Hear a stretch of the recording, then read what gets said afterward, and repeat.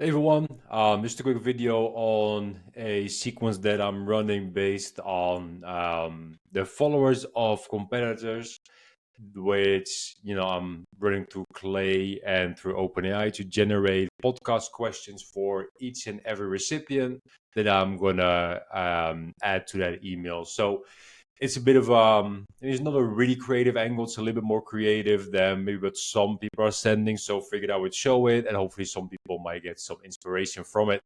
So before we dive into that, let's start with how I actually built the list.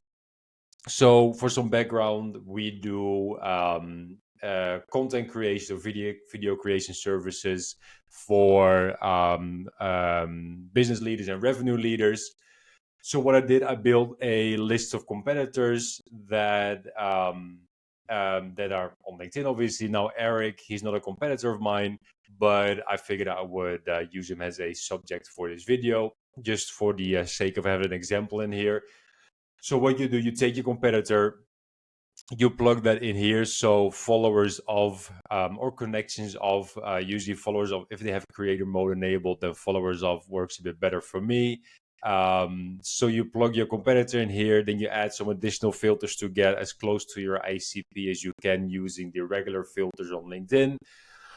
You can obviously get a little bit creative with stuff that's talking about um, industry that they're in, that type of thing. And obviously here you can use different search parameters to really nail down your ICP again as much as you can using these filters.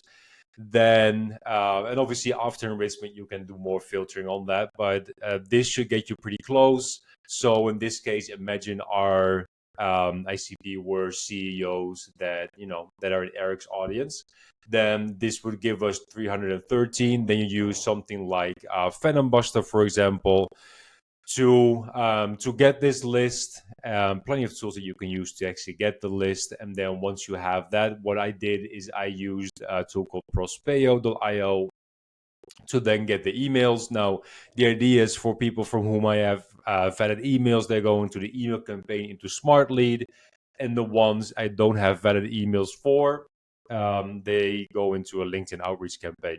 So the idea is, so the sequence that I'm setting up is or the email I usually do like a one or two email sequence, which I believe is a bit more is what's working right now, or what has been working for over a year now for me. So it's longer than what I'm usually sending. So it'll be very interesting because the sequence that is performing the very best for me right now is short, and abides by all the rules that are being preached by everyone. It's a couple of sentences with a low friction CTA, let's call it that.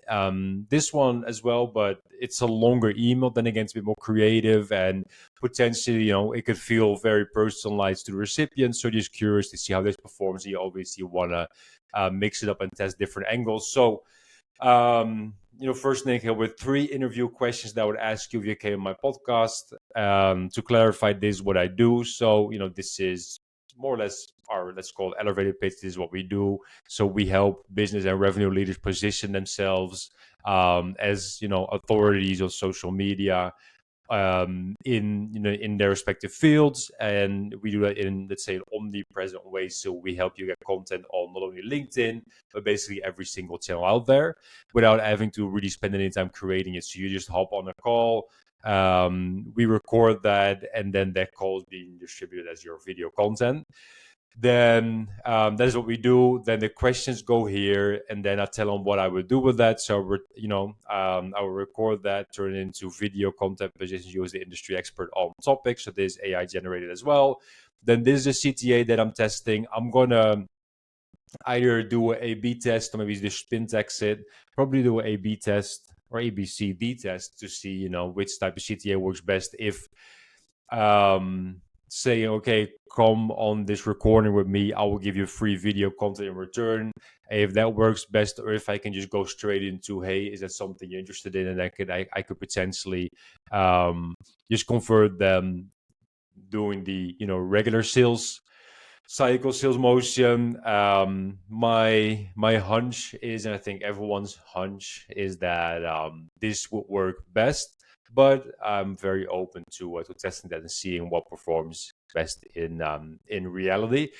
So there's the sequence, and then how we're doing it in Clay is we have all these people in here, and we have their LinkedIn bios, their LinkedIn summaries, which are important. So we're using the LinkedIn summaries, and then what the prompt looks like. So um, I'm using their full name. So full name is my upcoming podcast guest for a show I use to make my guests look good and create thought leadership content for them. Using this part to make sure that GPT realizes it's all about making the guest look good and making sure that they realize that it realizes it's all about the person who comes on and helping them share answers that position themselves as the authority. They are job title of a company called company name in the XYZ industry. Their bio is as follows, and then there's a summary. Help me come up with 3 unique, novel, and insightful interview questions that highlight their expertise and help position them as experts in their industry and field. Like industry, or I don't know. That's probably um, like there's a bunch of things that I potentially do to optimize this prompt, but I just want to run this as a test first and then go into optimization later. Then giving it one example, whereas I usually prefer to give it 3 examples, but in this case, one, and it performed pretty well. Like it's not like I wouldn't give it a 9 or a 10 out of 10, but they're pretty good, and I'm confident in sending these and knowing that okay, if it doesn't perform well, then it probably isn't the way, even though the questions maybe they are not perfect, they could be better. It's just it's good enough to test this angle. So that's what I'll be using this for. Um, and then just a quick setting in here to only run if the summary and email columns are not empty, because otherwise you're just wasting money on empty summaries and you get weird output and just let's say a fallback in there. Then these are the questions so this is what GPT then came up with. So generated that for everyone who had a summary and an email. Then the expertise topic, which is the part that we're using here. I will position you as the industry expert on topic. So for that, again, using the summary and really basic prompt based on this person's LinkedIn summary. What is this one single topic they want to be seen as an expert on? Provide your answer in all lowercase only, just to make sure it looks natural on the email. Here's the summary. And then here I actually gave 3 examples. And then the same conditional in there, only run if summary and email not empty. So then we get this. Some are a little bit broad. So, they're done by GPT 3.5, I think. They're decent, and I guess like some are really, really good, and some are just, good enough. Whereas I would either use this or I would use the industry, so the industry that they're in, as the variable there. So if they're in, the consulting industry or business services industry, whatever, I would use that. This is better. So, I'm happy with it. And then this, so clean their first names, because people on LinkedIn, when you do a LinkedIn scrape, they have emojis in there, that type of thing. So I cleaned it as well as I could without spending too much time on it. And then adding them to the smart lead campaign right here.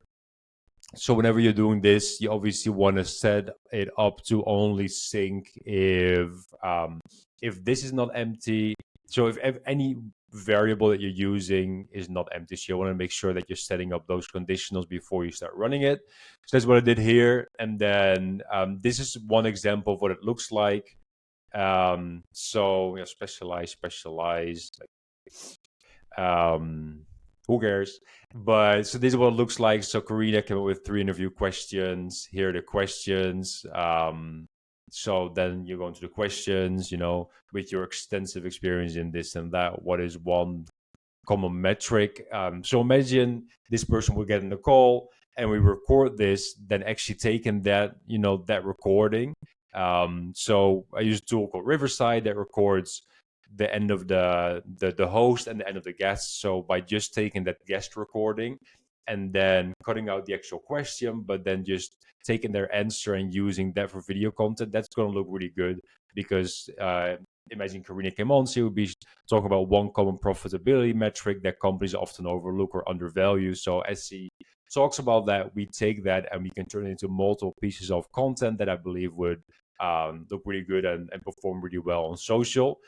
And then there are two other questions. Now, there are other questions that we would ask if she came on, but these are, I think, pretty good examples of questions that we could be asking that would make her look really good and would help position her as a thought leader and would help her drive inbound over time. So it's a longer campaign. I'm excited to see how it performs.